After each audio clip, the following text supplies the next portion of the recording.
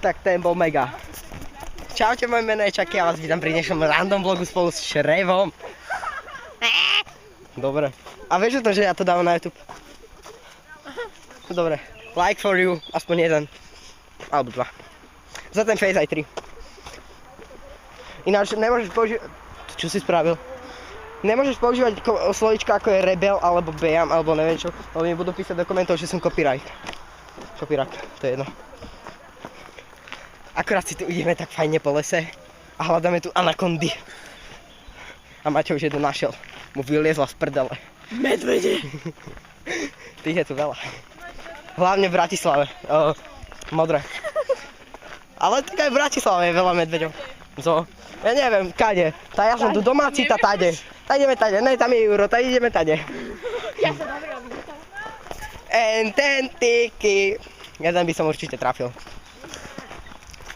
Tam vidíte oného lesného muža Jura, čo je asi jeho budúcnosť s jeho známkami. Juro, ohováram ťa, nevadí? Ohováram, sa plazil had. Áno, určite. Prisahám. Tak bež tam. No čo si? Choď za ním. Bol tu had. Jak když škaneš do prdele. Prisahám. Ale No čo to je? Choď za ním. skačete, všetci skačete za ním. Za chvíľu. A Juro sa tým hádom. Radšej by som skočil za hadom.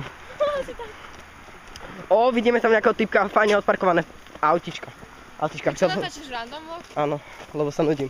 Toto je Míša, ktorá váži asi 20 kg. A úzke leginy sú jej vlastne hrubé. Áno, hrubé. Je to pravda? Je. Hej na to. Je. Hoď sa o zem a začni sa krčovať na zemi. Nemôžem povedať, že nejaký debil sa tu krčuje na zemi. To bude moja hláška, kámo. Ja viem, ale však o tom sú vlogy. Tento vyzerá ako oný z Harryho Pottera, ten starý. Dumbledore. Dobre, stoj.